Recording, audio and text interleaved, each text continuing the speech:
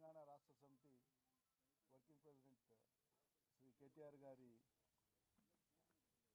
సూచన మేరకు నిర్ణయం మేరకు వ్యవసాయ రంగ స్థితిగతులపై ఈరోజు రాష్ట్రంలో నెలకొని ఉన్నటువంటి విషాదకరమైనటువంటి రైతాంగ జీవితాలకు సంబంధించి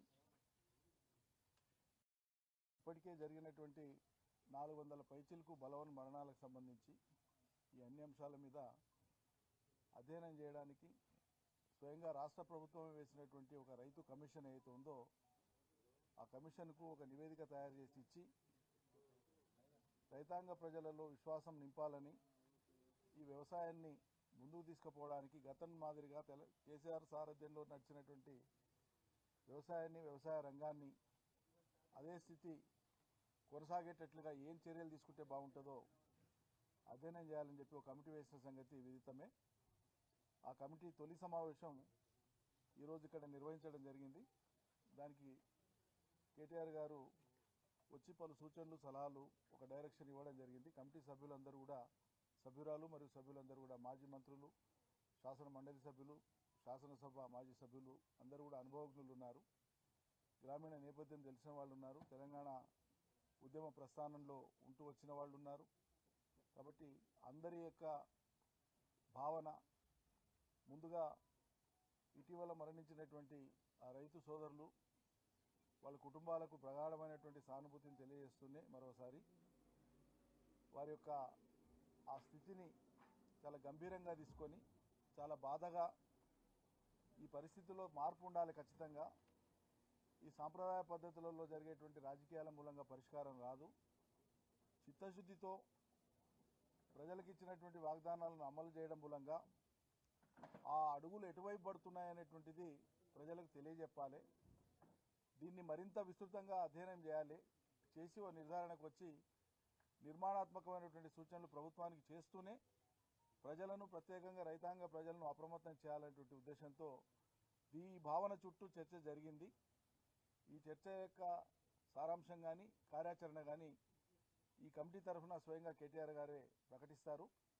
ఇప్పటికి అర్థమైంది, ఈ 13 మాసాల రేవంత్ రెడ్డి సర్కారు యొక్క గమ్యం కానీ, గమనం కానీ, ప్రస్థానం కానీ, వేసే అడుగులు కానీ ఈ మొత్తం పరిపాలనా కాలాన్ని 5 ఏళ్లు బేరీజ్ వేసుకుంటేనే ఫలితాలను అంచనా వేయచ్చు అనేటువంటిది వివేకం కాదు. ఏ ప్రభుత్వమైనా వేసినటువంటి అడుగులు, వేస్తున్న అడుగులు, నడుస్తున్నటువంటి ఆ ప్రయాణం ఎటువైపు పోతా ఉంది, అది ప్రగతి వైపు పోతా ఉందా, తిరోగమనం వైపు పోతా ఉందా అనేటువంటిది వాళ్ళ యొక్క చర్యలు, వాళ్ళ యొక్క ఆచరణను బట్టి అర్థమవుతుంది. కాబట్టి ఆ తిరోగమనం వైపు వేస్తున్నటువంటి సర్కారు యొక్క చర్యల ఫలితమే రాష్ట్రంలో ఇవాళ బలవన్ మరణాలు రైతులు. ఇవాళ మరోసారి తెలంగాణ వ్యవసాయం సంక్షోభంలోకి నెట్టబడింది.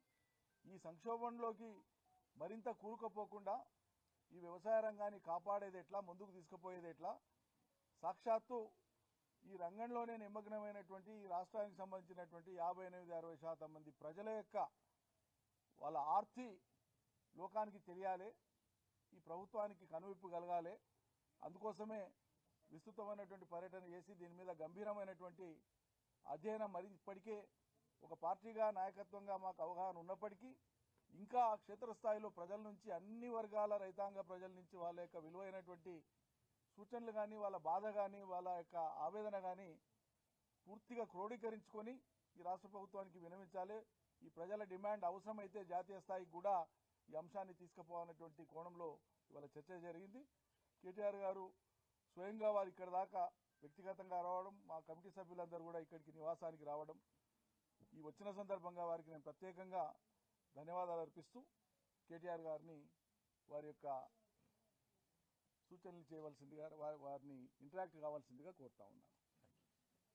పెద్దలు, గౌరవనీయులు, రాష్ట్రంలో వ్యవసాయ శాఖకు మార్గదర్శకత్వం వహిస్తూ గౌరవనీయులైన తెలంగాణ తొలి ముఖ్యమంత్రి, స్వయాన రైతు అయిన కేసీఆర్ గారి నాయకత్వంలో విశేషంగా రైతుల కోసం కృషి చేసిన మాజీ వ్యవసాయ శాఖ మంత్రివర్యులు శ్రీ సింగిరెడ్డి నిరంజన్ రెడ్డి గారు, అదేవిధంగా వారి నేతృత్వంలో ఈరోజు విశేషమైన అనుభవం, అదేవిధంగా గ్రామీణ నేపథ్యం, అదే మాదిరిగా రైతు కుటుంబాల నుంచి వచ్చిన సీనియర్ నాయకులు మాజీ మంత్రివర్యులు శ్రీ జోగురామన్న గారు, మాజీ మంత్రివర్యులు శ్రీమతి సత్యవతి రాథోడ్ గారు, మాజీ మంత్రివర్యులు అగ్రికల్చర్లో పోస్ట్ గ్రాడ్యుయేషన్ చేసి గోల్డ్ మెడల్ కూడా సాధించిన సోదరులు పువ్వాడ అజయ్ గారు, మాజీ శాసనసభ్యులు అంజయ్ యాదవ్ గారు,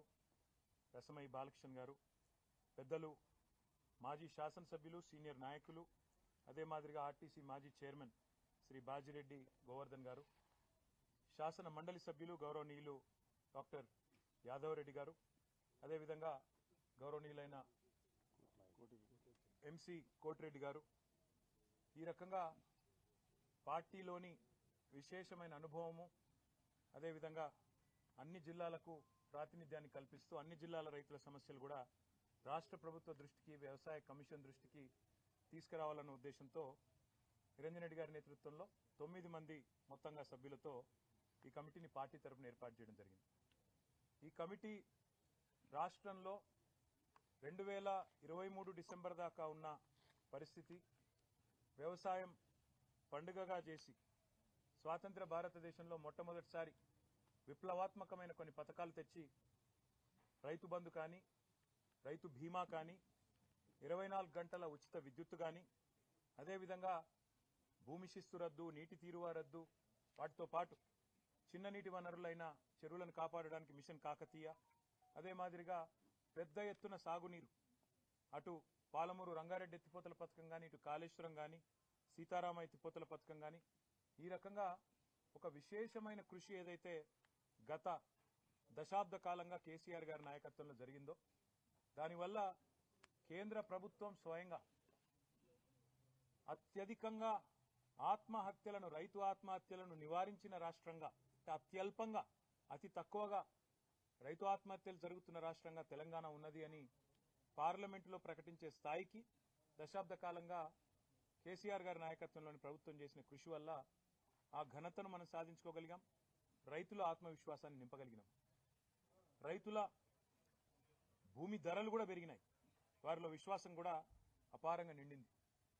అట్లాంటి పరిస్థితుల్లో సంవత్సరంన్నర కిందట స్వయంగా ఈరోజు భారత ప్రతిపక్ష నేతగా ఉన్న రాహుల్ గాంధీ గారు, కాంగ్రెస్ పార్టీ యొక్క సీనియర్ నాయకులు, మాజీ అధ్యక్షులు, ఆయన నాయకత్వంలో వరంగల్ వేదికగా రైతు డిక్లరేషన్ పేరిట కాంగ్రెస్ పార్టీ రైతులకు ఎన్నో రకాల హామీలు ఇచ్చింది. అందులో బోనస్ ఇస్తామని, రైతు భరోసా అమలు చేస్తామని, ఖచ్చితంగా మద్దతు ధర ఇస్తామని, కొనుగోలు కేంద్రాలు విస్తారంగా పెంచుతామని, అదే మాదిరిగా ఇంకా చాలా మాటలు కూడా చాలా వివరంగా చెప్పినారు. ఇవన్నీ నమ్మిన రైతులు రాష్ట్ర వ్యాప్తంగా 2 లక్షల రుణమాఫీ చేస్తామని ఇవన్నీ చెప్పినారు. ఇవన్నీ నమ్మిన రైతులు మరి రాష్ట్ర వ్యాప్తంగా కాంగ్రెస్ పార్టీని విశ్వసించి, రాహుల్ గాంధీ గారిని విశ్వసించి కాంగ్రెస్ పార్టీకి అధికారం కట్టబెట్టినారు.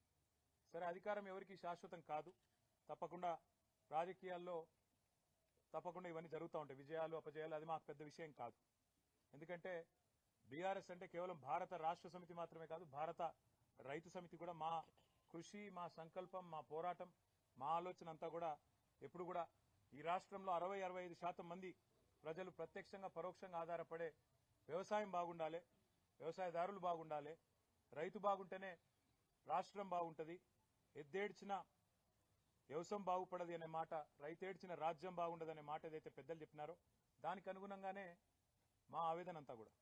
ఇవాళ ఎలక్షన్లు ఏమీ లేవు, ఇవాళ తక్షణం అధికారంలోకి రావడానికి ఇదేమీ రాజకీయమైన ప్రయత్నం కానే కాదు.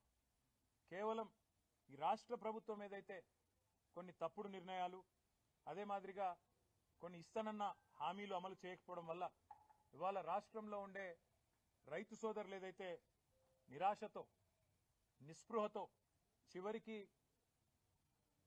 బలవంతపు చావులకు, అంటే ఒక రకంగా చెప్పాలంటే ఇవి ప్రభుత్వ హత్యలు, వాటికి పాల్పడే ఒక దుస్థితి వచ్చిందో, ఎందుకు వచ్చింది, ఏం జరిగింది ఈ సంవత్సర కాలంలో, ఏం చేస్తే బాగుంటుంది అని నిర్మాణాత్మకంగా ఒక ప్రతిపక్షంగా, ప్రధాన ప్రతిపక్షంగా ఒక ఆలోచన చేసి పార్టీ పెద్దలు, మా పార్టీ అధ్యక్షులు, తెలంగాణ తొలి ముఖ్యమంత్రి కేసీఆర్ గారి ఆదేశం మేరకు, తాను స్వయాన రైతు కేసీఆర్ గారు, ఆయనకుండే ఆవేదన రైతు పట్ల, ఆయన గుండెల్లో ఉండే ఆర్తి బహుశా ఈ రాష్ట్ర పాలకులకు ఇప్పుడు లేదు.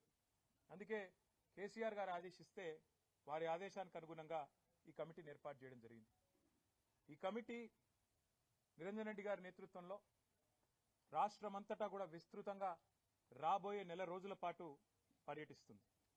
ఈ నెల రోజుల్లో రైతు సంఘాలు, రైతులు, వివిధ సమూహాలతో ఎక్కడికక్కడ మరి కలుస్తుంది. కమిటీ యొక్క నిజంగా వారి కమిట్మెంట్కు నేను ధన్యవాదాలు కూడా తెలియజేస్తా ఉన్నా. ఎందుకంటే మా జోగురామన్న గారు వెంటనే స్పందించి అన్నారు, అన్న అక్షర క్రమంలో మేమే ముందున్నాం ఆదిలాబాదు, మా దగ్గర నుంచే పని మొదలు పెడదాం, మీరు రండి, మా పూర్వ ఆదిలాబాద్ జిల్లా నుంచే పని మొదలు పెడదామని చెప్పి నిరంజన్ రెడ్డి గారికి చెప్పగానే వారు కూడా వెంటనే అందరితో సంప్రదించి ఎల్లుండే పని మొదలు పెడదామని నిర్ణయం తీసుకున్నారు.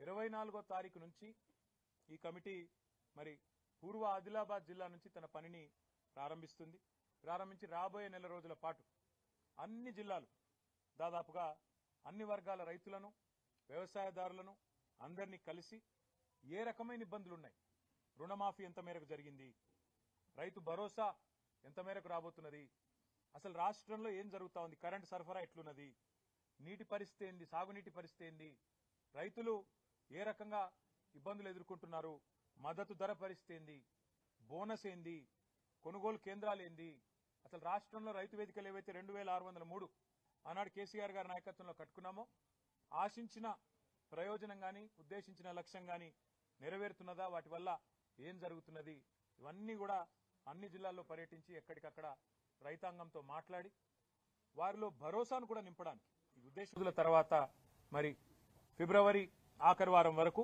ఒక నివేదికను ఇటు రాష్ట్ర ప్రభుత్వానికి, ఇటు పార్టీ అధ్యక్షులు కేసీఆర్ గారికి సమర్పించడం జరుగుతుంది. మీడియా సమక్షంలోనే దాన్ని కూడా చేస్తాము, మీడియా కూడా విడుదల కూడా చేస్తాము.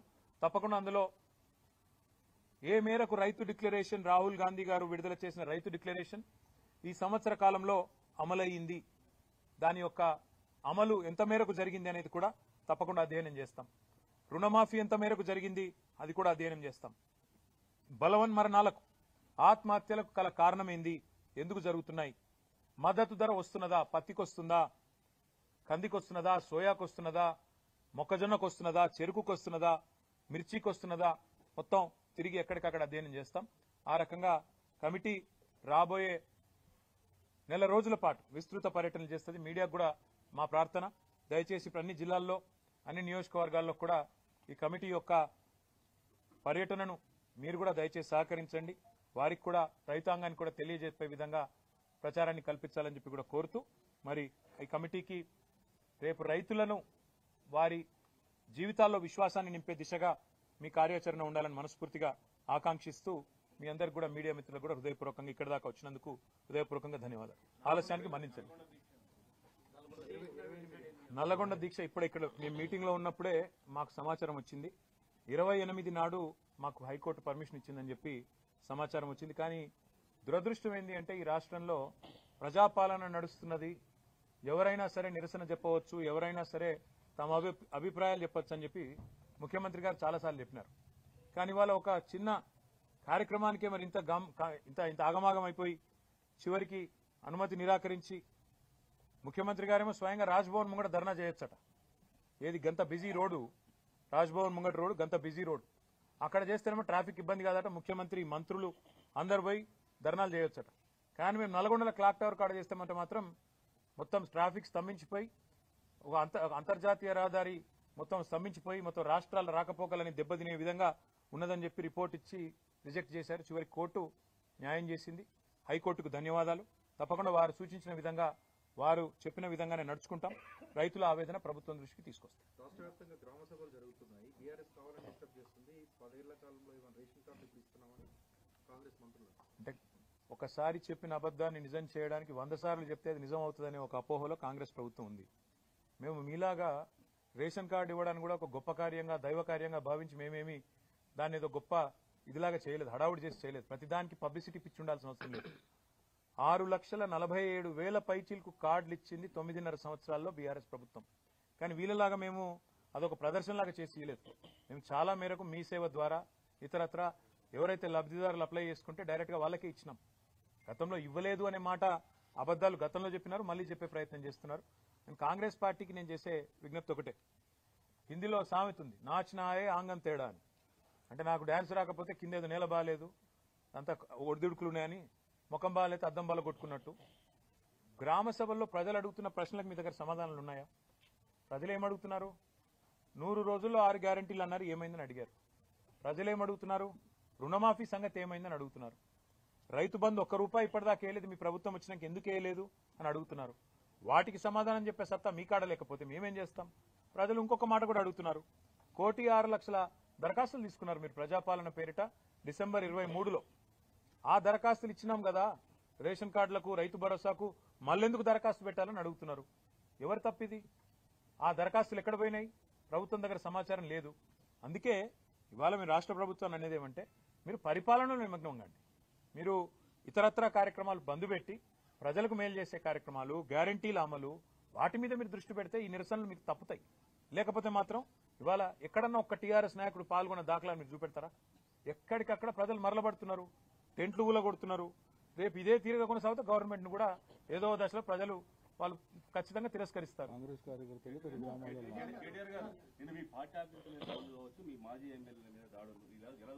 ఇలా చూస్తాం. ఈ రాష్ట్రంలో శాంతి భద్రతలు ఇప్పటికే పడకేసినాయని దేశమంతా అనుకుంటున్నారు. క్రైమ్ రేటు పెరిగింది, హోంమంత్రి లేరు. ముఖ్యమంత్రి గారు కేవలం ప్రతిపక్షాల మీద కేసులు పెట్టాలా, సోషల్ మీడియాలో పోస్టులు పెట్టే వాళ్ళ మీద కేసులు పెట్టాలనే తాపత్రయంలో ఉన్నారు. వాళ్ళ ప్రయారిటీ వాళ్ళది, మా ప్రయారిటీ మాది బ్రదర్. వాళ్ళ ప్రయారిటీ ఫార్ములా కేసు, మా ప్రయారిటీ ఫార్మరు. సింపుల్గా మా ప్రయారిటీ ఫార్మర్ కాబట్టే మేము ఈ పని చేస్తున్నాం. మేము వాళ్ళు అవతల ఏమనుకున్నా మా పని మేము చేసుకుంటూ రైతుల్లో 70 లక్షల రైతు కుటుంబాలకు 1,00,000 కోట్లు ఇచ్చిన ప్రభుత్వం మాది. 73,000 కోట్లు ఆనాడు రైతు బంధు రూపంలో నేరుగా ఖాతాలు వేసినాం.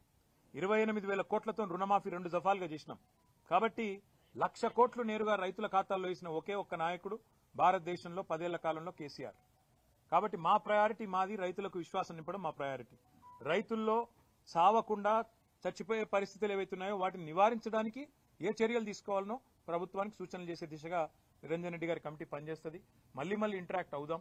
ఎల్లుండి వాళ్ళు పని ప్రారంభిస్తున్నారు. దయచేసి ఇంకా వాళ్ళకి ఇంకా చాలా పని ఉంది, రూట్ మ్యాప్లు అవి ఇవి చేసుకోవాలా. కాబట్టి మిగతా విషయాలు రేపు ఎల్లుండి మనం మాట్లాడుకుందాం. Thank you. ఇంకా చాలేమ్మా, ఇది వదిలేండి. సరైన సమయంలో సరైన నిర్ణయాలు ఉంటాయి. ఇప్పుడు